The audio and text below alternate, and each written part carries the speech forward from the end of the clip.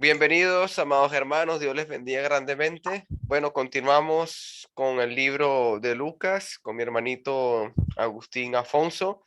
Estuvimos repasando parte de lo que fue ese Jesús sanando al paralítico y luego el llamamiento de Mateo. Bueno, Agustín, continuamos. Dios les bendiga grande y poderosamente. Bienvenidos todos. Buenas tardes, buenos días o buenas noches. Ok, ustedes estuvieron viendo en mi ausencia el capítulo 5 del versículo 12 hasta el versículo 39, donde estudiaron sobre la sanación del leproso primeramente. Después vieron la sanación del paralítico que fue bajado por el techo por la gente que lo llevaba, por los amigos, los familiares. Después vieron el llamamiento de Leví, cómo Jesús llama a un publicano para que formara parte de sus discípulos. Y la pregunta sobre el ayuno, que es el versículo 33 al versículo 39. No sé si hay comentarios sobre estos, creo que bastante que lo discutieron, según lo que escuché en la grabación, estuvo bastante discutido. Yo quisiera comentar solamente unos pequeños detalles acerca del leproso y del paralítico. Y vemos el caso del leproso, por lo menos Marcos lo narra mucho mejor que Lucas, o lo narra más ampliamente, la sanación del leproso. Y lo que sorprende es, primeramente, que los que llevaban el leproso, él le pide a Jesucristo que lo sane. Si tú quieres, puedes limpiarme. O sea, él tenía la seguridad de que Jesús podía limpiarlo, pero es si tú quieres. O sea, y eso es la manera como debemos siempre buscar el favor de Dios. No es mi voluntad, sino la voluntad de Él. Y sabemos lo que significaba la lepra en el tiempo, bueno, en cualquier tiempo la lepra es terrible, era una enfermedad terrible, pero en el tiempo de Jesús era peor. Hace 2000 años era mucho peor porque la persona quedaba excluida completamente de su ciudadanía, de su ciudad, tenía que habitar fuera de las murallas. Las ciudades antes eran amuralladas y ellos tenían que estar fuera de la puerta. Y cuando alguien se acercaba, ellos tenían que gritar leproso para que nadie se le acercara. Entonces era una enfermedad terrible que probablemente lo llevaría a la muerte. O sea, había casos donde se podía sanar y tenía que presentarse al sacerdote para que él verificara. Entonces, todo lo que escribió Moisés acerca de la sanación de los leprosos. Pero el caso es que era una enfermedad terrible, te llevaba a estar separado de tu familia, de tus amigos, de tus ciudadanos, de tus amigos, de todos los que te rodeaban en la ciudad, tenías que estar fuera de la ciudad. Y este leproso buscaba la sanidad de esa lepra y la buscó en Jesucristo. Y hoy en día, como ustedes mismos comentaron en el estudio, es como una sombra de lo que nos sucede a nosotros con el pecado. O sea, el pecado es como esa lepra, que no la tenemos por fuera en la piel, pero que la tenemos. Tenemos esa lepra, esa enfermedad, que es el pecado. Y el pecado hace lo mismo que la lepra. Te separa de Dios, te separa del pueblo de Dios, te separa. Y tú necesitas la cura de esa enfermedad que es el pecado. Y el único que puede curarte ese pecado era Jesucristo, que vino precisamente a eso. Entonces es como una similitud. Ahora, Mateo, cuando narra este evento, dice que Jesús le mandó que no se lo dijera a nadie. Pero ¿qué hizo el leproso? Fue y se lo dijo a todo el mundo. Dice que dio la noticia a todo el mundo. Y ya Jesús no podía entrar en ninguna parte porque ya todo el mundo se había enterado del milagro que le había hecho con el leproso. A nosotros nos dicen lo contrario. A nosotros nos curan del pecado, que es más o menos como la misma letra. Y Jesús nos dice, ve y díselo a todo el mundo. Pero no lo hacemos. O sea, al contrario. ¿Por qué el leproso se lo dijo a todo el mundo? Porque estaba contento, estaba feliz, estaba alegre. Él sabía lo que tenía, él sabía la enfermedad que tenía, él sabía lo que representaba esa enfermedad, él sabía lo trágico que era esa enfermedad. Y al verse sano, era la alegría, era tanta la alegría que no se pudo contener de publicarlo, de decírselo a todo el mundo. Es como hacer una fiesta cuando tú te sientes de esa manera como se sentía ese leproso.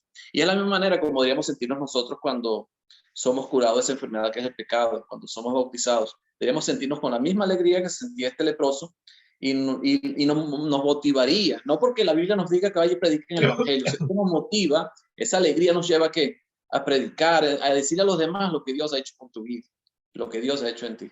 Fue lo que hizo el esposo, lo que Dios hizo con él. Vemos el paralítico del versículo 17 al versículo 26 del capítulo 5. Y el paralítico, lo que llama la atención, o lo que más me llama la atención, ni siquiera es la fe que tenían los compañeros, las personas que lo llevaban para que fuera sanado. Porque dice que abrieron un boquete en el techo de la casa porque la casa estaba rodeada de personas y no había cómo meterlo por la puerta. Abrieron un boquete, lo bajaron por el techo y Jesús vio la fe de ellos. O sea, realmente ellos sabían que Jesús podía hacer la sanación de ese paralítico. Y ellos lo que buscaban era la sanación del paralítico. Pero Jesús no lo sana enseguida, sino que le dice, tus pecados te son perdonados. Tus pecados. Y eso es lo que más llama la atención de esa historia. Que Jesús se preocupa más es en lo importante. Sabemos que la parálisis era terrible, porque el hombre aparentemente no podía moverse. Lo cargaban en una camilla. No podía moverse. Era terrible. Pero lo terrible, lo realmente terrible es el pecado. Y Jesús ahí lo da a entender, que lo realmente terrible es el pecado. Tú puedes tener cualquier enfermedad física, pero lo terrible es el pecado. Y la verdadera curación no es de la enfermedad o el defecto físico que puedas tener. La verdadera curación que debemos buscar nosotros y que debemos enseñar y ayudar a los demás es del pecado. O sea que el verdadero milagro que hizo Jesús no fue que hacer que el paralítico caminara, tomara su lecho y se fuera caminando. El verdadero milagro está en el perdón de pecados, en la curación del pecado. Y ese poder lo tenemos nosotros, porque la palabra nos da ese poder.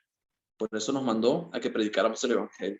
Y ese Evangelio es un remedio, es la manera de sanar a las personas espiritualmente del pecado. Y ese milagro lo podemos hacer nosotros porque tenemos el poder que nos da la palabra de Dios. Leví, vemos Jesús llamando a un hombre que era publicano, que era considerado pecador. No sabemos si Mateo realmente era pecador en cuanto a que robaba o se quedaba con más de lo que exigía Roma, pero eran muy mal vistos en la sociedad. Y uno le llama la atención de por qué Jesús llama a un hombre mal visto ante la sociedad para que sea un seguidor de él, para que sea un apóstol de Jesucristo, para que sea un discípulo de Jesucristo. Y vemos la actitud de Leví. ¿Cuál fue la actitud de Leví? Él tenía privilegios, aunque era rechazado por el pueblo, porque tenía dinero. Era una persona que vivía bien, vivía cómodo, tenía comodidades. Pero en el momento que Jesús le dice, sígueme, él no lo pensó. Él dejó todo y lo siguió. Y hizo un banquete en su casa, que fue hasta criticado por los fariseos, que Jesús sentándose con los publicanos a comer. Entonces él era la alegría, la misma alegría que sentía el leproso, lo sintió Leví cuando es llamado por Jesús, porque él sabía el rechazo que tenía de la sociedad, sabía cómo era visto por el pueblo.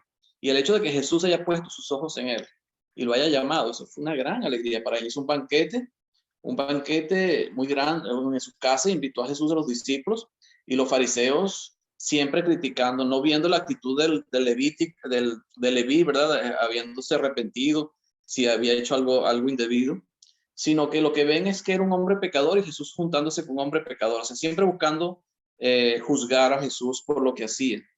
Pero Jesús les contesta con unas palabras sabias, o sea, el que está enfermo es el que necesita médico, no el sano. O sea, nosotros, el que necesita curarse es el que está enfermo.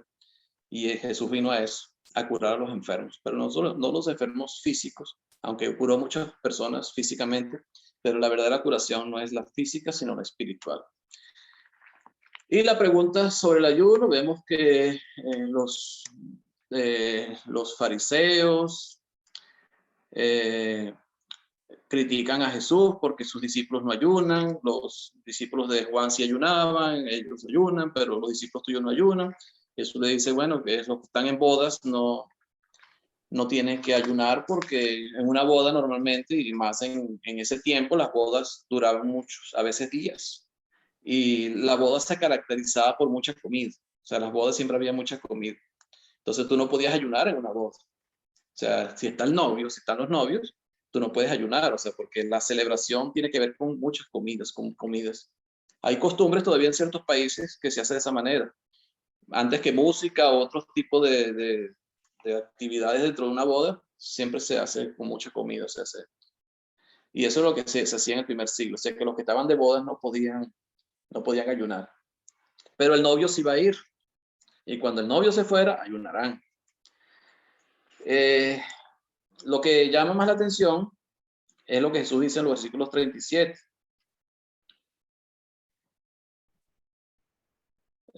Versículo 36. Les dijo también una parábola.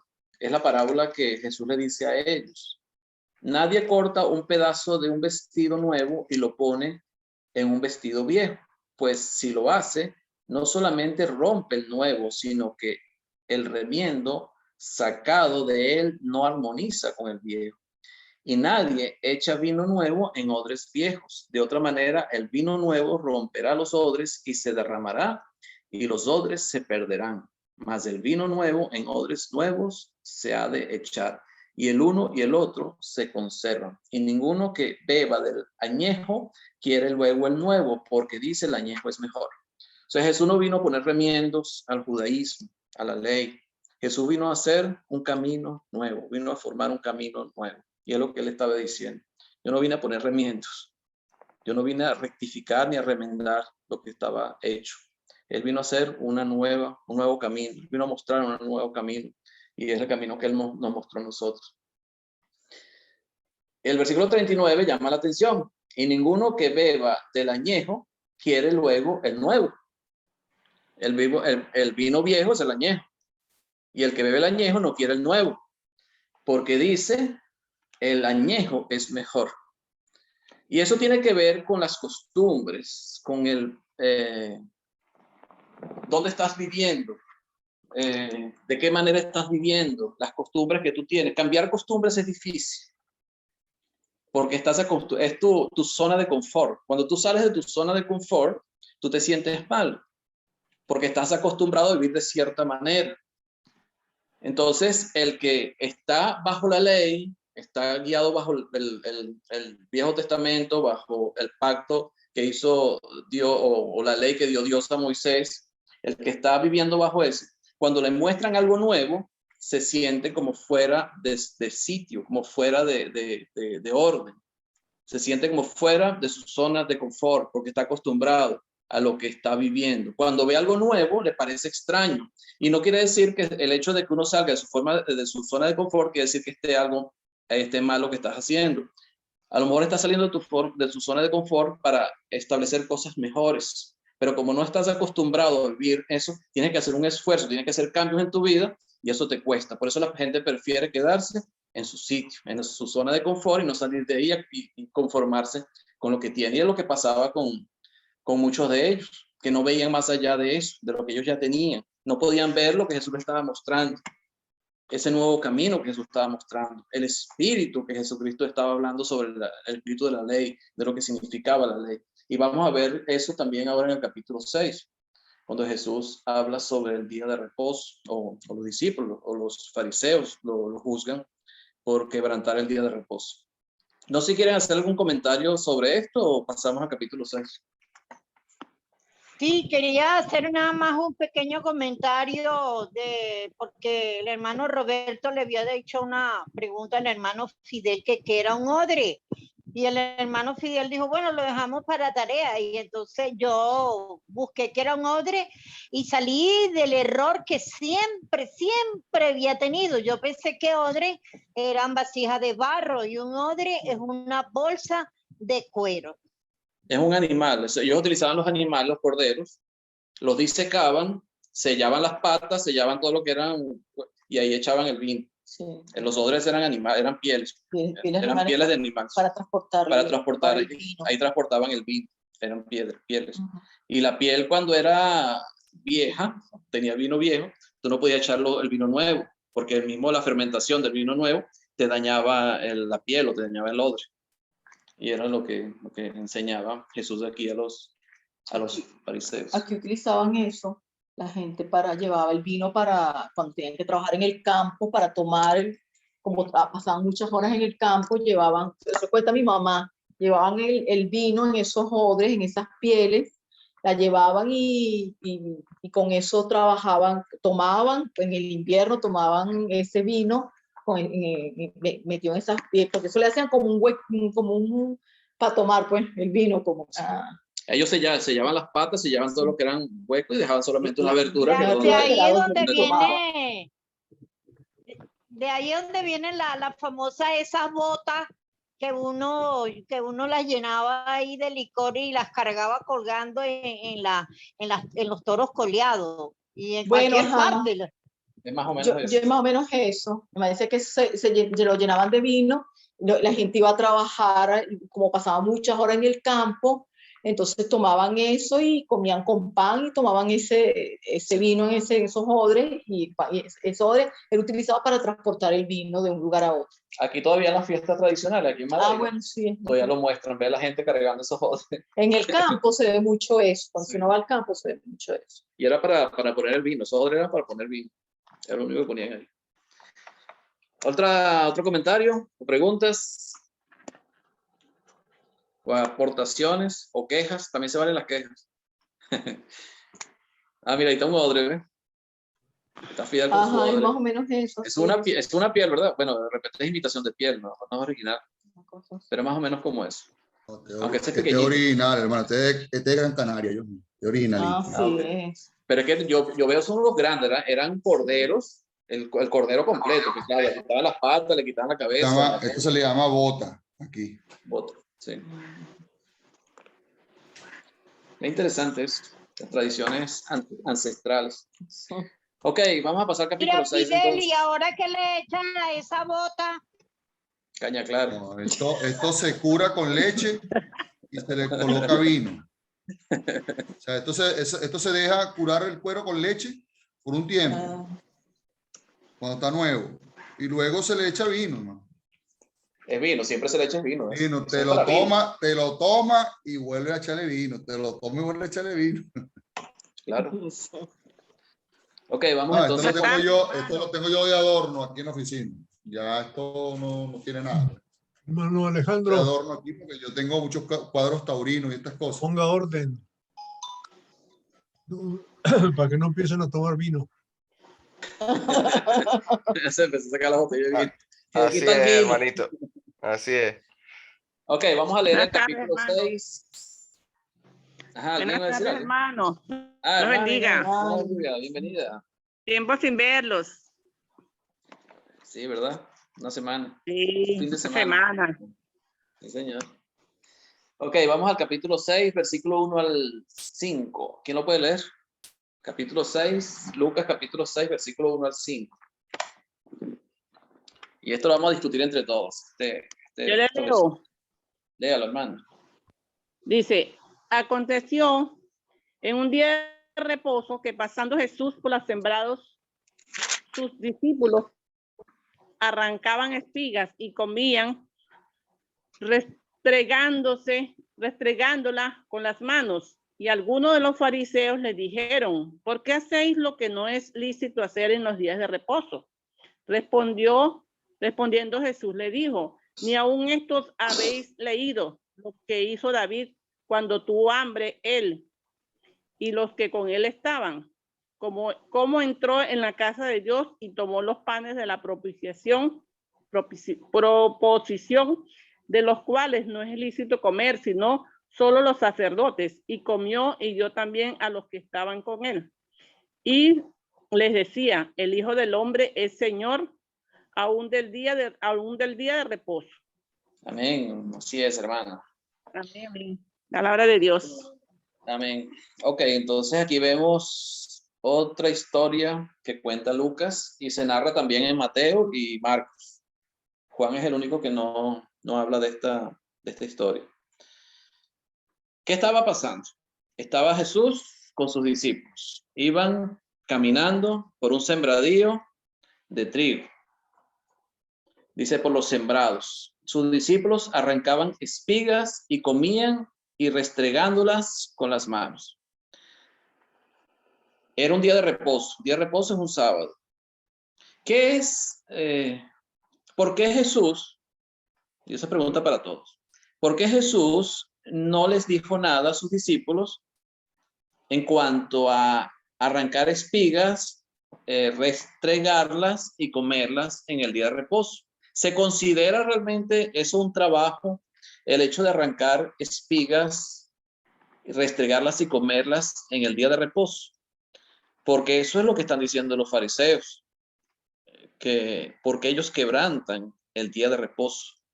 ¿Qué era lo que se permitía o no se permitía en el día de reposo? ¿Qué es lo que se podía hacer o no se podía hacer en el día de reposo? ¿Por qué existe el día de reposo? ¿Cuál fue la razón por la que Dios establece el día de reposo? Son algunas preguntas que se pueden hacer. ¿Y por qué Jesús permitió esto? Si realmente no era lícito hacer eso en el día de reposo. Dime, Alejandro. Sí, Agustín. Bueno, hiciste varias preguntas, ¿no? Hiciste varias preguntas allí. O sea, viendo el contexto que está pasando, los discípulos están cogiendo alimento para comer. Es como si estuviesen recogiendo del maná porque tienen hambre y van a comer del maná.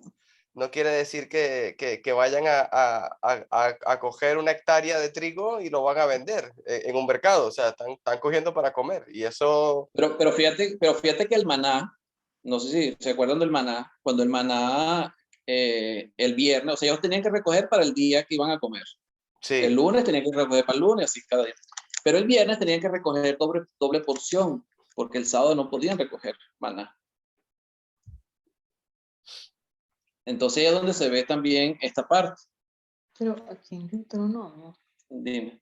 en Deuteronomio 23, 24, 25, dice, cuando entren en un viñedo de su prójimo, podrán comer todas las uvas que quieran, pero no podrán llevársela ninguna en la cesta. Si entran en un trigal, podrán arrancar espigas con la mano, pero no cortar el trigo con una hoz. Deuteronomio 23, 25. O sea, eso estaba establecido en la ley. Si tú ibas caminando y tenías hambre, tú podías tomar de lo ajeno. O sea, no es que ibas a arrancar y llevártela para tu casa, sino que solamente podías arrancar lo que te ibas a comer. En este caso, ellos estaban arrancando trigo para comer porque tenían hambre. El problema aquí no es ese. El problema no es que estuvieran arrancando porque sabemos que el sembradío era ajeno.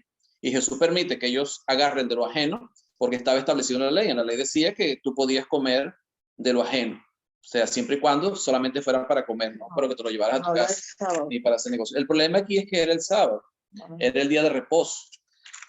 Y precisamente los fariseos critican a Jesús o juzgan a Jesús y a sus discípulos por hacer esto, Fíjate lo que dice Marcos. Vamos a complementar con Marcos. Marcos capítulo 2.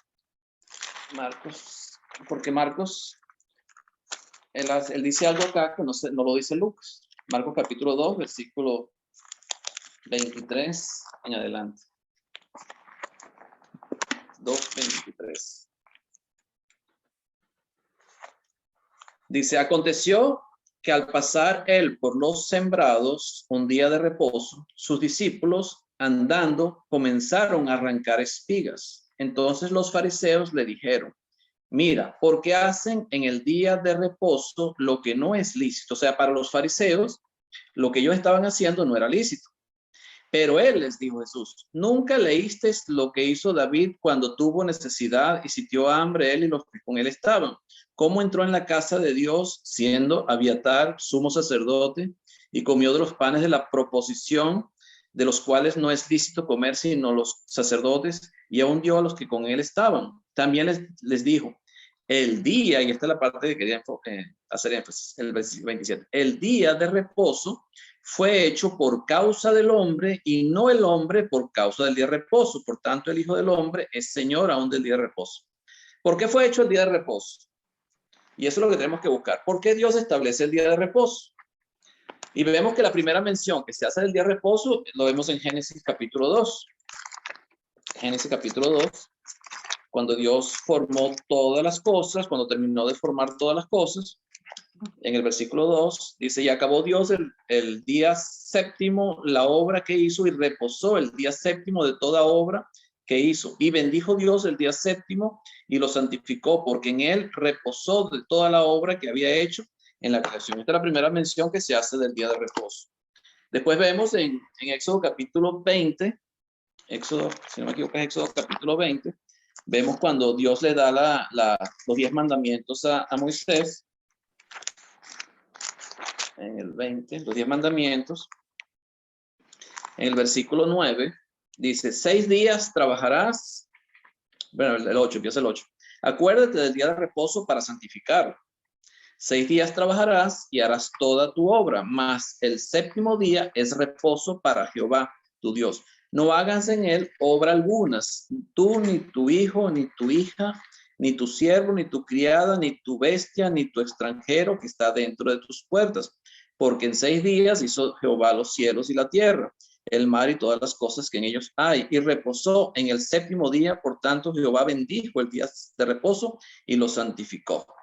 Eso es lo que dice Éxodo 20, versículo 8 al 11.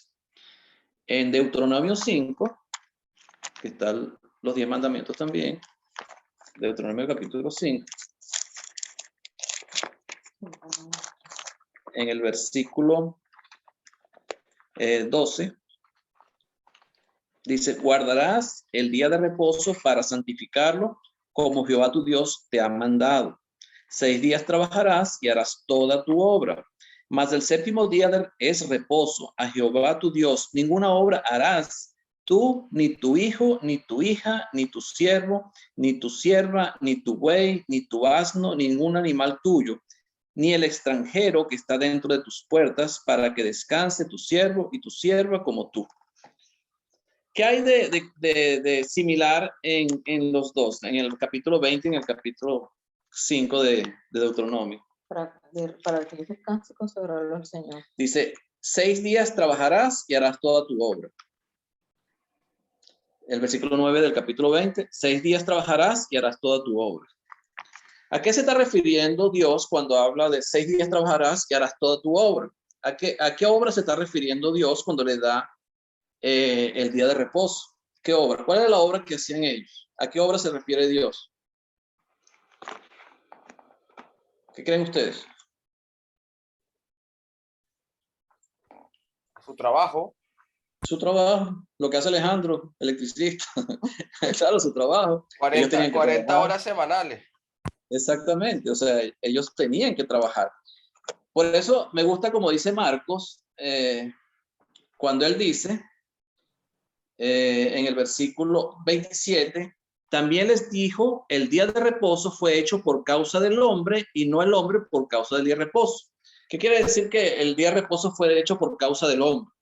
O sea, el día de reposo fue hecho ¿para qué? Para beneficio del hombre. Y no el hombre para beneficio del día de reposo. Los fariseos lo veían al contrario. Ellos extremaban todo lo que significaba trabajo. Para ellos todo, hasta escupir en tierra, para ellos era prohibido, porque formabas barro y podías hacer un trabajo, o sea, lo que estuve leyendo. Tenían que escupir sobre una piedra para que no hubiera barro. Entonces, para ellos, para los fariseos, ellos habían extremado todas las cosas que significaba para ellos trabajo. Para ellos todo era un trabajo. Para ellos todo significaba un esfuerzo físico y por tanto era un trabajo. Y si era un trabajo, era prohibido por la ley, por el sábado. Por eso Jesús, cuando vemos al hombre de la mano seca, él le pregunta a ellos, ¿qué es lícito hacer en el día de reposo, el bien o el mal? O sea, si tú tienes una oveja que cae en un pozo, el día de reposo no la sacas. O sea, ¿qué haces? Igualito tienes que hacer un esfuerzo para sacarla. Ahora, el día de reposo fue hecho por causa del hombre y no el hombre por causa del día de reposo. Entonces, el día de reposo fue para beneficio del hombre, para ayudar al hombre, para que el hombre reposara. Por eso el mandamiento del día de reposo tenía que ver con que nadie podía trabajar. No solamente el patrón, sino ni tu siervo, ni tu buey, nadie podía trabajar, porque era el trabajo que se hacía habitualmente dentro de la faena, dentro de lo que era el trabajo de la familia o de la sociedad. Entonces ellos tenían que reposar, descansar, y ese día lo dedicaban ¿a quién? Como dice dentro del mismo capítulo 5, acuérdate que fuiste esclavo allá en la tierra de Egipto y que Dios te sacó. O sea, tienes que acordarte de Dios. de lo que tú eras y que eras esclavo y trabajabas allá con los egipcios. Entonces era un día en donde descansabas de tus labores y tenías que dedicar ese día a Dios. Pero el hecho de que ellos comieran o arrancaran espigas para comer durante su camino no era un trabajo, no era su trabajo habitual, no era lo que ellos hacían. Por tanto, no era pecado, pero los fariseos habían extremado todo. Y eso sucede hoy en día también con nosotros. Empezamos a condenar lo que Dios no condena. Empezamos a poner pecado donde Dios no ha colocado pecado. Empezamos a hablar sobre pecado en ciertas personas cuando Dios no lo hace. Y los fariseos lo hacían. Los fariseos hacían eso. Para ellos todo era pecado. O la iglesia del séptimo día, Agustín, la iglesia del séptimo día guarda el sábado, pues todavía, y eso son cuestiones que no hacen nada. Los adventistas, ellos hablan sobre la división de la ley. Para ellos existe la ley moral, la ley sacrificial y la ley ritual. Para ellos la ley son tres: ley ritual, ley sacrificial y ley moral. Para ellos fue eliminada la ley ritual y la ley sacrificial, pero la ley moral, que son los 10 mandamientos, quedaron, según lo que ellos enseñan. Eso lo estuve leyendo sobre los adventistas. Ellos enseñan que la ley moral quedó en vigencia. Eso lo enseñan ellos, pero la Biblia no. Cuando Jesucristo crucificó la ley, fue la ley. No especifica qué parte de la ley, sino toda la ley. Ahora, eso no quiere decir que no vas a honrar a tu padre y a tu madre, o puedes matar, o puedes adulterar, o puedes hacer todo lo que tú quieras, lo que decían los 10 mandamientos, porque eso también fue incluido dentro del Nuevo Testamento, esas partes. Lo único que no se incluye dentro del Nuevo Testamento en cuanto a la iglesia, en cuanto a lo que la iglesia tiene que practicar, era el reposo del día sábado.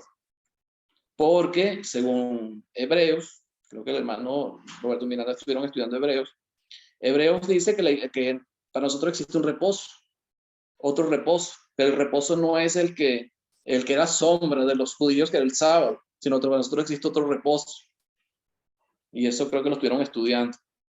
Y para mi interpretación, lo que dice Hebreos sobre el reposo es la iglesia. Cuando estamos en la iglesia, estamos en el reposo del Señor. Entramos en su reposo. Pero eso es estudio para otra ocasión. ¿Otros comentarios? Mateo, cuando Jesucristo habla en Mateo en el capítulo 12 sobre ese texto, el texto del día de reposo,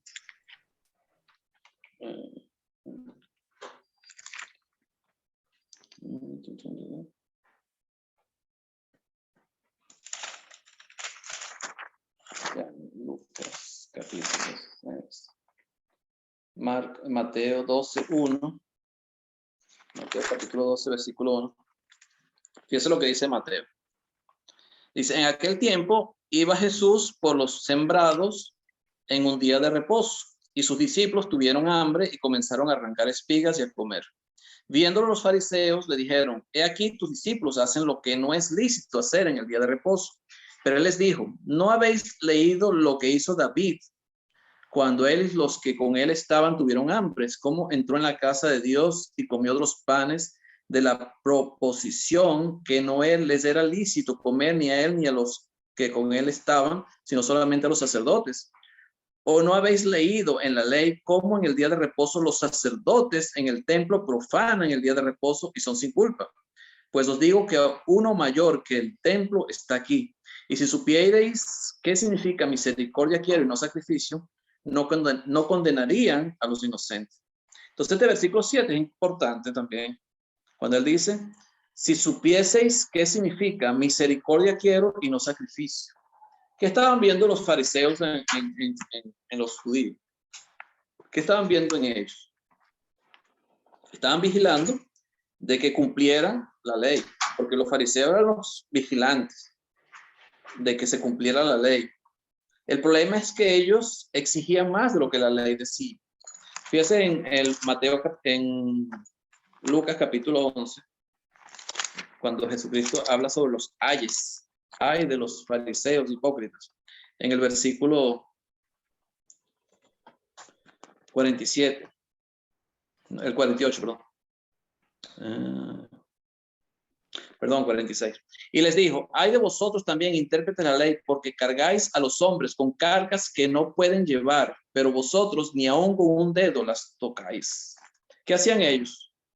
Los intérpretes de la ley, los fariseos. Ponían cargas sobre los hombres que ellos no podían llevar. O sea, que ponían con cargas que no pueden llevar, pero vosotros ni aun con un dedo las tocáis. O sea, ellos ponían cargas sobre los demás, pero ellos eran incapaces de llevarlas. Entonces y tenía que ver con la ley, exigencias de la ley, que ellos mismos interpretaban como necesarias, así como el reposo del día sábado. Eran exigencias que ellos hacían, pero que realmente la ley no lo decía, que Dios no lo exigía. Y Jesucristo, como dador de la ley, porque esa ley fue dada por Dios, y Jesucristo es Dios, los critica. Dice, misericordia quiero y no sacrificio. No condenaríais a los inocentes. ¿Qué está diciendo? Eran inocentes. O sea, estaban acusándolos falsamente de un pecado que no estaban cometiendo. El hecho de estar comiendo de ese trigo o ese trigo que estaban agarrando para comer. O sea, eran inocentes de ese pecado. Sacrificio. Ellos querían sacrificio y Jesucristo habla de misericordia, ser misericordioso. Y Jesucristo practicó la misericordia en el llamamiento de Leví que practicó Jesucristo, la misericordia. Era un hombre condenable, o sea, los cobradores de impuestos eran condenables, pues el pueblo mismo lo condenaba, los fariseos los condenaban. Pero Jesucristo tuvo misericordia. Y Jesucristo lo que espera en nosotros es misericordia, misericordia ante todo. Yo escuché una vez de la Iglesia de Cristo, porque a veces sucede eso con nosotros y es un error muy grande que cometemos, que condenamos a la gente sin que nos corresponda eso. Una muchacha que su abuela se había muerto y le estaban predicando y le dijeron, tu abuelita se fue para el infierno. O sea, tú no puedes decir eso, y menos a alguien que le estás predicando. O sea, tú no puedes condenar a nadie. O sea, no nos corresponde ese papel de condenar a nadie. Y menos lo que Dios no condena. O sea, y menos eso. Con el hecho, con el propósito de asustar o de convencer. Eso no es la manera de predicar. Entonces hay que tener mucho cuidado. Y los tres escritores utilizan a David. Y Jesucristo utiliza esa historia de David para convencer a los fariseos. Y me gusta cómo lo dice Jesús, cómo se lo dice Jesús en Lucas. Pero en Lucas, cómo Lucas lo menciona. Marcos y Mateo habla de que no habéis leído acerca de esto, de cuando David entró en el templo y comió de los panes de la proposición y dio a los que andaban con él. Eso solamente lo podían comer los sacerdotes. Pero fíjense cómo lo dice Lucas.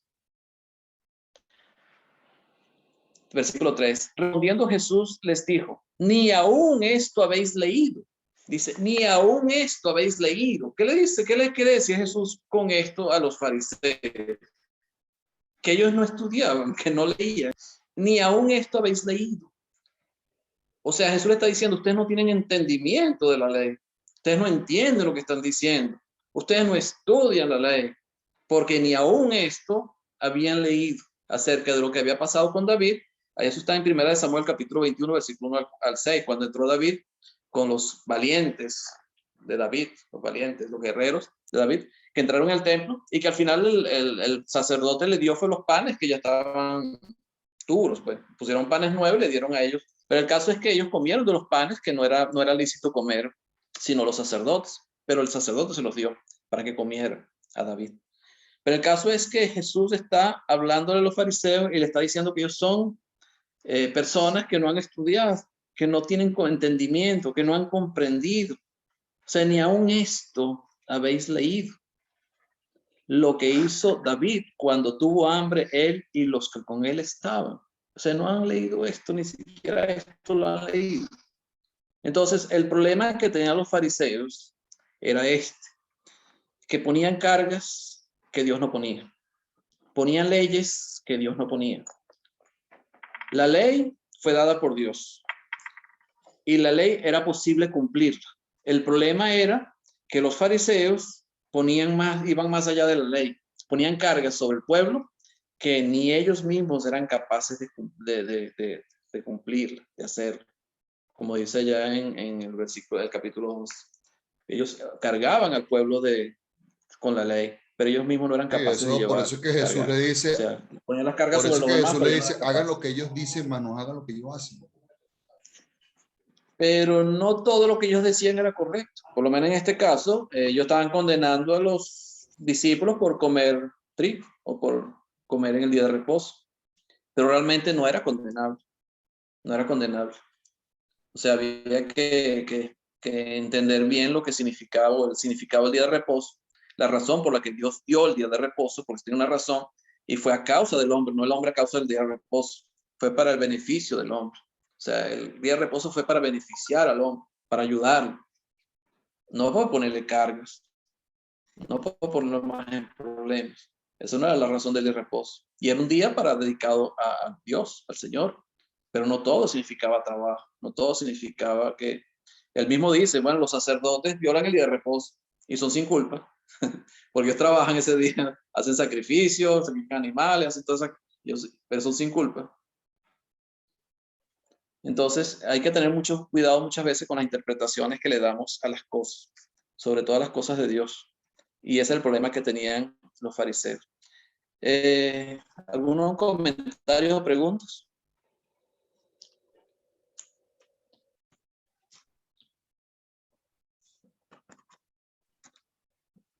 Nada.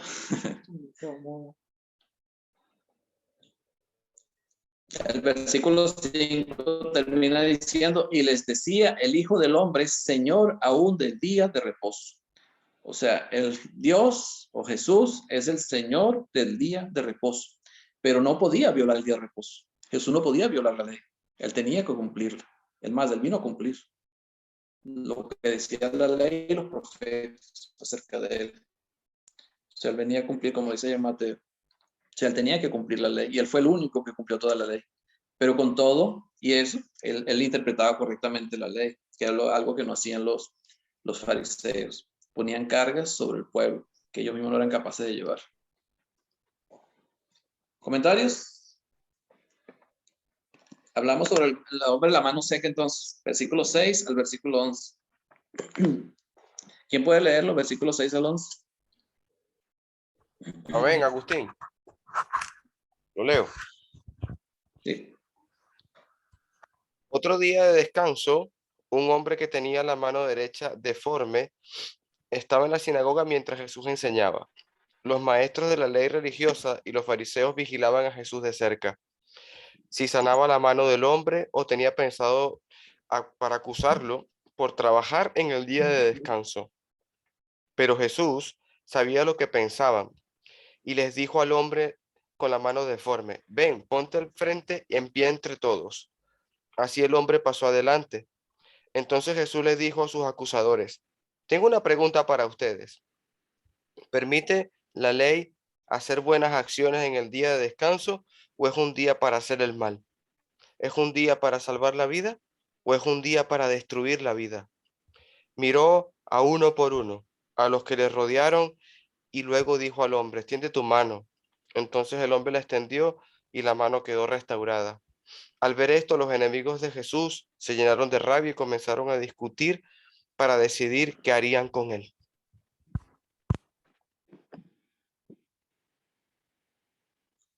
Ok, ¿qué comentario pueden hacer de estos versículos 6 al 11?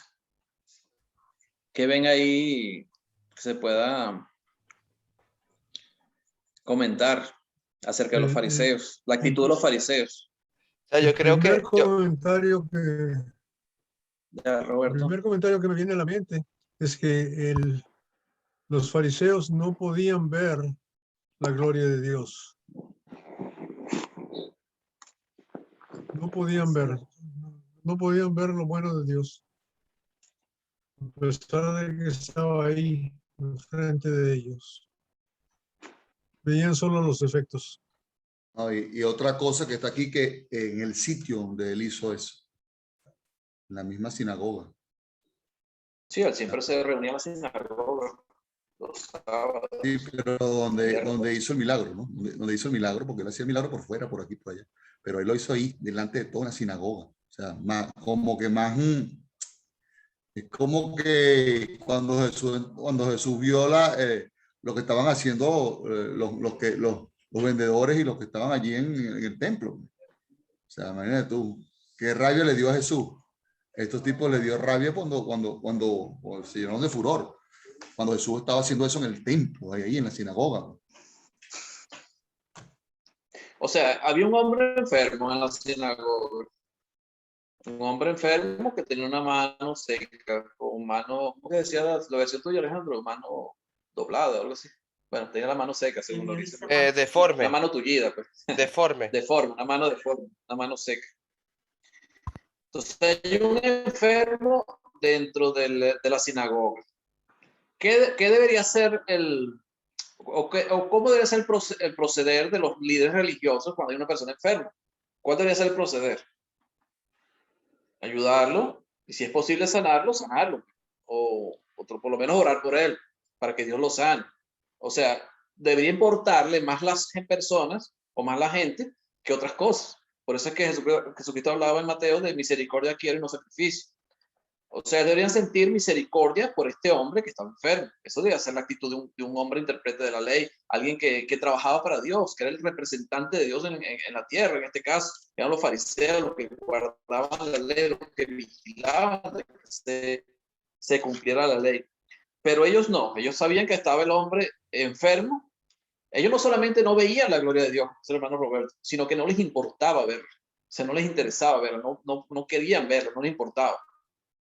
Porque si ellos le hubieran importado ver la gloria de Dios, ellos se hubieran fijado en Jesucristo de otra manera, no de la manera como lo estaban fijándose. Porque ya Jesucristo había dado suficientes evidencias para que pudieran verlo como, a lo mejor no lo iban a aceptar como el Mesías, pero como alguien muy especial que venía de parte de Dios, o el profeta, o Elías, no sé, porque tenían que verlo diferente. No podían verlo de la manera como lo estaban viendo. La única manera que estaban viendo ellos a Jesucristo era buscarle una manera de acusar. Era buscar que él hiciera algo que violara la ley para poderla acusar. O sea, estaban buscando simplemente eso. No veían lo que Jesucristo hacía. Por eso Jesucristo se para y para al hombre, porque él conoce los pensamientos de los fariseos, y pone al hombre de pie, el hombre que tenía la mano seca, la mano tullida. Dice, entonces Jesús le dijo, os preguntaré una cosa. Y se lo pregunta a quién, a los fariseos. ¿Es lícito en día de reposo hacer bien o hacer mal? ¿Salvar vida o quitarla? O sea, ¿qué es lícito? ¿Hacer el bien o hacer el mal? ¿Salvar la vida o quitar la vida? O sea, ¿qué es lo que se puede hacer en el día de reposo? Y por eso Jesucristo le está poniendo a pensar, porque ni habéis leído, o sea, ni esto habéis leído. O sea, aparentemente ellos se conformaban con lo que ellos conocían y lo que ellos sabían y lo que ellos interpretaban. Era como el lavarse las manos. Como el lavarse las manos para comer. Lo habían convertido en parte de lo que era la ley. El que no se lavaba las manos para comer era un pecador para ellos. Y era algo que ellos habían introducido dentro de la ley que no existía. Y aquí estaban haciendo algo parecido. Para ellos, cualquier cosa que se hiciera fuera de lo que era la administración de Dios era trabajo. Y si era trabajo, era pecado. Cualquier cosa. Sí, yo he escuchado la misma, Agustín. Ajá. Yo he escuchado en la misma iglesia de Cristo que si te tomas un café dentro del local es un pecado. Bueno, eso lo dicen mucho. Si utiliza la ofrenda para ayudar a un inconverso también es pecado y es condenado. O sea, condenamos entonces lo que Dios no condena. Ese es el problema que tenemos los seres humanos. Y eso tenemos que tener mucho cuidado. No llamar pecado lo que Dios no ha llamado pecado. Porque nosotros ponemos mandamientos que Dios no ha puesto. Queremos poner ordenanzas que Dios no ha puesto. Y ese es el problema que tenemos. Y es el problema que existía con los fariseos. Sí, eso es igual que te llegue, por ejemplo, tú preparas el pan para la cena. Oye, y te sobró pan de ese, porque eso uno prepara más o menos, ¿no? Y llega una persona con hambre, pero ahí en el local tú no le vas, te dice, dame ese pan, que tengo hambre. Es el pan de la proposición. David comió. O sea, saca cuenta. Entonces, fíjese que es lo que decía el hermano Roberto, o sea, ellos no veían la gloria de Dios, ni siquiera querían verla, no les interesaba verla. A ellos les interesaba su autoridad, era no perder la autoridad, y Jesucristo se la estaba quitando. Y ese era el problema que tenían ellos. O sea, ellos no veían a Dios. Ellos habían perdido el enfoque de lo que era su propósito como pueblo de Israel. Habían perdido el enfoque. Para ellos era su autoridad lo que estaban perdiendo. Y como Jesucristo se la estaba quitando, porque muchas multitudes ya estaban siguiendo a Jesús y estaban creyendo en lo que él decía, entonces ellos tenían que salir de Jesús. Bueno, y terminan crucificándolo por eso. Pero esa era la razón. Ellos perdieron el enfoque como pueblo de Israel. Ellos no sabían, ya ellos no se dieron cuenta de lo que significaba, o cuál es el propósito por el que ellos estaban en el mundo. Existía ese pueblo. Nunca no es que no lo identificaron, no quisieron identificar a Jesús, porque Jesús dio muestras de quién era. Jesús mostró quién era. Él cuando curó al leproso le dijo, no se lo digas a nadie. No se lo digas a nadie.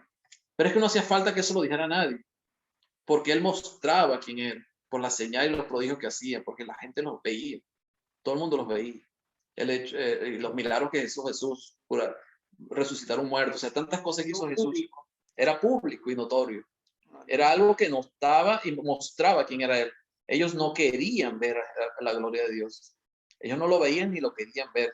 Ellos lo único que les interesaba era su autoridad. Y eso tenemos que tener mucho cuidado nosotros. Tenemos que tener mucho cuidado nosotros. Jesucristo no. El apóstol Pablo, cuando se despidió de los ancianos de Éfeso, ¿qué le dijo a ellos allá en Mileto? Tengan cuidado. Tengan cuidado. Y eso tenemos que hacer nosotros. Tengan cuidado. O sea, tenemos que estar vigilantes de nosotros mismos. Tenemos que vigilarnos nosotros mismos. Porque a veces hacemos cosas que Dios no nos ama. O condenamos cuando eso no nos corresponde a nosotros. Nosotros no podemos decir quién es el que va para el cielo y quién va para el infierno. Nosotros simplemente predicamos el evangelio. Y Dios es el que le corresponde esa tarea. Dios es el que le corresponde juzgar. Y Él es el que va a juzgar a vivos y muertos, como dice el apóstol Pablo, ¿verdad?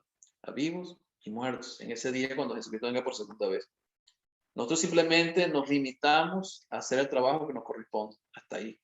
Los fariseos tenían que hacer el trabajo que les correspondía sin agregar más de lo que correspondía. Dime, Alejandro. Sí, Agustín, el hermanito Cristian Sánchez va a comentar. Dime, Cristian. Saludos, hermanos. Me llama la atención en el verso 6 y 7. Dice, aconteció que también en otro día de reposo que él entró en la sinagoga y enseñaba, dice, y estaba allí un hombre que tenía seca la mano derecha. Verso 7, y le acechaban los escribas y fariseos para ver si en el día de reposo lo sanaría. O sea, ellos estaban esperando que Jesús hiciera algo por esa persona con necesidad.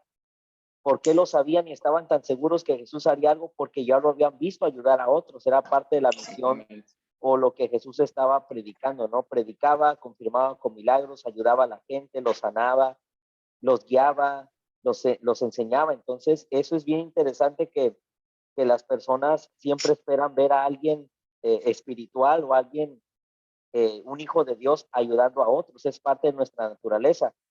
Como decimos por ahí, el cristiano por su naturaleza debe ser supremamente útil. Entonces, de Jesús ya lo sabían. Este Jesús va a hacer algo. De que va a hacer algo, porque aquí hay un hombre necesitado. Aquí hay un hombre que necesita ayuda de Dios. Y él va a hacer algo. Vamos a estar atentos a ver qué hace. Entonces, de la misma manera, una buena aplicación sería esa, ¿no? ¿Qué tan dispuestos nosotros estamos siempre a servir? ¿Qué tanto se puede decir de nosotros como cristianos que donde quiera que se necesite ayuda, ahí vamos a estar para hacerlo? Entonces, es interesante eso, ¿no? Que ya los fariseos ya tienen en mente a un Jesús siempre dispuesto a ayudar al que lo necesite. Misericordia quiere y no sacrificio, decía Jesús. Eso es importante. Y los fariseos lo sabían, pero no lo aceptaban. Ellos estaban perdiendo autoridad y no lo aceptaban. Fíjese lo que termina el versículo 7. A fin de hallar de qué acusarle. O sea, ellos buscaban de qué acusarle. Esa era la razón. A lo mejor ellos mismos fueron los que trajeron al hombre con la mano seca. Porque sabían que él iba a hacer algo. O sea, lo que usted dice. Ellos sabían que él iba a hacer algo. Y la razón de que él hiciera algo era acusarle. Y por eso la pregunta que les hace es, ¿qué es lícito hacer en el sábado o el día de reposo? Dice, hacer el mal o hacer el bien, quitar la vida o dar vida. Y mirándolos a todos alrededor, dijo al hombre, extiende tu mano, y él lo hizo así, y su mano fue restaurada. En Mateo capítulo 12, vale un momentico, Mateo capítulo 12, versículos 9 al 14, está la misma historia. Mateo capítulo 12, versículos 9 al 14. Dice, pasando de allí vino a la sinagoga de ellos, y aquí había allí uno que tenía una mano seca, y preguntaron a Jesús para poder acusarle. Fíjense que ellos le preguntan a Jesús para poderle acusar, ¿es lícito sanar en el día de reposo? Fíjense que ellos le preguntan a Jesús para poderle acusar, ¿es lícito sanar en el día de reposo? Él les dijo, ¿qué hombre habrá de vosotros que tenga una oveja? Y si ésta cayera en un hoyo en el día de reposo, no le eche mano y la levante. Pues ¿cuánto más vale un hombre que una oveja? Por consiguiente, es lícito hacer el bien en los días de reposo. Fíjate que Lucas menciona que Jesús le pregunta si es lícito hacer el bien o el mal, dar vida o quitar la vida. Y aquí Jesús mismo contesta, es lícito hacer el bien en el día de reposo. Sea cual sea el bien que vayas a hacer. En este caso iba a sanar a un hombre que tiene una mano seca. Dime, Fidel. Pero dice pasando allí vino a la sinagoga de ellos. Bueno, la sinagoga de los judíos. Él entró en la sinagoga, él enseñaba. Lucas dice que él enseñaba en la sinagoga. Dice, Jesús se fue de allí y entró en la sinagoga del lugar. Exactamente. Pero el caso es que aquí en Mateo menciona que el mismo Jesús responde a la pregunta que él mismo se hizo. ¿Es lícito hacer el bien o hacer el mal? ¿Dar vida o quitar la vida? En el día de reposo, dice Jesús, es lícito hacer el bien. Y le pone como ejemplo lo que es tradicional para el pueblo de Israel, que ellos criaban ovejas. Si una oveja cae en un hoyo en el día de reposo, la dejas ahí, que se muera. O sea, una oveja valía dinero, era algo que representaba un costo para ellos. Entonces tú, aunque fuera día de reposo, sacabas la oveja del hoyo para salvar la vida. No dejabas que se muriera, porque te costaba. Entonces, ¿qué vale más, una oveja o una persona? Una persona. Y por eso Jesús le pone ejemplos para que ellos mismos piensen y razonen. Entonces dijo aquel hombre, extiende tu mano, y él la extendió y le fue restaurada sana como la otra. Y salidos los fariseos tuvieron consejo contra Jesús para destruirlo. O sea, ellos buscaban era destruirlo. O sea, tenían que salir de Jesús. Vamos a ver cómo lo dice Marcos, capítulo 3, versículo 1 al 6. Marcos, capítulo 3, versículo 1 al 6. Marcos 2 o 3. Marcos, capítulo 3, versículo 1 al 6. Dice así, otra vez entró Jesús en la sinagoga y había allí un hombre que tenía seca una mano y le acechaban para ver si en el día de reposo le sanaría a fin de poder acusarlo. Fíjense que el único que habla de que ellos le dijeron si podía sanarlo en el día de reposo es Mateo. Mateo habla sobre eso. Lo demás, tanto Marcos como Lucas, dice que ellos lo acechaban a ver si. Pero aparentemente, por lo que dice Mateo, ellos trajeron a ese hombre para la sinagoga, para que él lo sanara, porque después se lo presentaron a él para que él lo sanara. Entonces dijo al hombre que tenía la mano seca, levántate y ponte en medio. Y les dijo, ¿es lícito en los días de reposo hacer bien o hacer mal? ¿Salvar la vida o quitarla? Pero ellos callaron. Marcos menciona que ellos no respondieron nada, pero Jesús sí le respondió, en el día de reposo es lícito hacer el bien. O sea, ustedes pueden hacer el bien el día de reposo.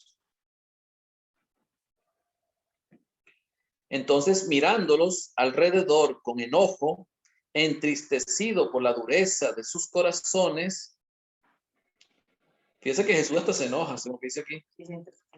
Y se entristece. ¿Por qué se enoja y se entristece? O sea, un enojo con tristeza al mismo tiempo. enojado y triste. O sea, el pueblo de Israel había perdido su enfoque. O sea, los líderes religiosos habían perdido su enfoque. Lo único que les interesaba era el mundo. Ya no veían a Dios, ya no veían la gloria de Dios, no les importaba la gloria de Dios. Lo único que les importaba era a ellos mismos, eran egoístas, era para ellos mismos. Dice, enojo y entristecido por la dureza de sus corazones, dijo al hombre, extiende tu mano. Y él la extendió y la mano le fue restaurada sana. Y salidos los fariseos, tomaron consejo con los herodianos contra él para destruirlo. Imagínense ustedes. Entonces es falta de misericordia. O sea, ellos solamente veían a sus privilegios como líderes religiosos. Porque en ese tiempo, hoy en día, claro, cuando uno habla de fariseo, te dicen que tú eres como un fariseo, tú te ofendes. Pero en ese tiempo, ser un fariseo era un orgullo. Era un cargo digno. O sea, eran admirados por el pueblo porque eran los que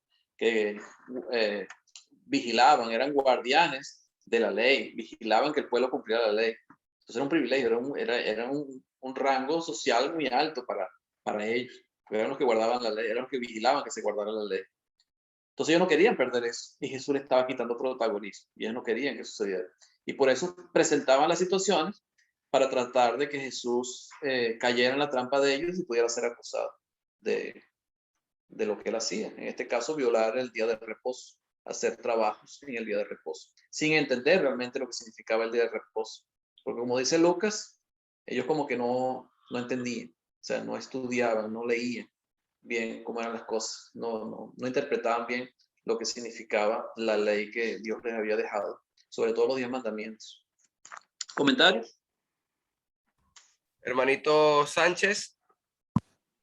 Sí, hermano. Es bien interesante el tema, hermano, y también hay que tener mucho cuidado, ¿no? Como usted lo dice, lo que el texto nos está enseñando es importante y tener cuidado con la aplicación también en ese punto, porque muchos podrían tomar o pretender que, bueno, pues como hay que ayudar, es mejor la misericordia. Bueno, en este caso era el día de reposo, ¿no? Pero para nosotros, pues el día de adoración, ¿no? Alguien me pide ayuda o hay que visitar a alguien, a la familia, mostrar mi afecto, mi amor, y como es lo que Dios quiere, misericordia, bueno, pues hay que dar misericordia sin importar el día, ¿no? Entonces hay que tener mucho cuidado también con ello porque muchas veces nos vamos a los dos extremos, ¿no? Como ponía en el chat, a veces reprobamos lo que Dios no reprueba, pero también permitimos lo que Dios no permite. Y hay que tener bastante cuidado con eso. Mejor es apegarnos a lo que Dios dice y no andar pensando más allá, ¿no? Entonces Sí, sí, no ir más allá de lo que está escrito, como decía el apóstol.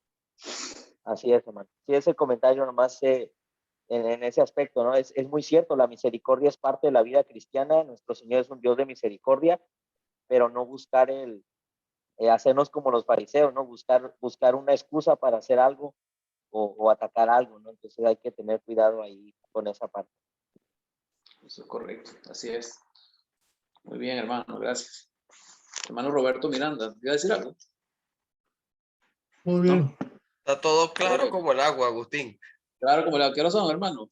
Son las 9:15. 10:15, Agustín. 10:15. Ya te pasaste la hora. Aquí son las 9:15. 9:15. La hermana Alex, que está muy calladita, no le hemos escuchado comentar. Pero comentó al principio. Sí, yo tenía la mano levantada, pero como usted completó todo, el estudio estuvo muy completo, se preparó muy bien y entonces, pues todo quedó muy claro, pues, Yo no me preparé, hermana, fue el Espíritu Santo que me reveló. Sí, muy bueno como está llevando el libro. De verdad que muy bueno, hermano. Muchísimas gracias. Aquí estoy escuchando. Sí. Gracias, hermano. ¿Alguien más quiere comentar? Hermano Franco, está conectado. Franco, Dios te bendiga. Juanito, Dios le bendiga, ¿cómo están? Muy bien. Oye, tienes la voz más fuerte, ya estás bien. Ya te escuché predicando y todo. Oye, ayer, gracias a Dios, me dieron la oportunidad y di un estudio. Qué bueno, gracias a Dios. Tengo Lo bastante hace que respuesta. Dios quiera, esa es la idea. Sí, señor. Así es. Amén, ¿Tiene algún hermanito. comentario del estudio? ¿O está bien? ¿Algo más, Agustín? No, yo creo que con esto podemos terminar y mañana continuamos con la elección de los 12 apóstoles.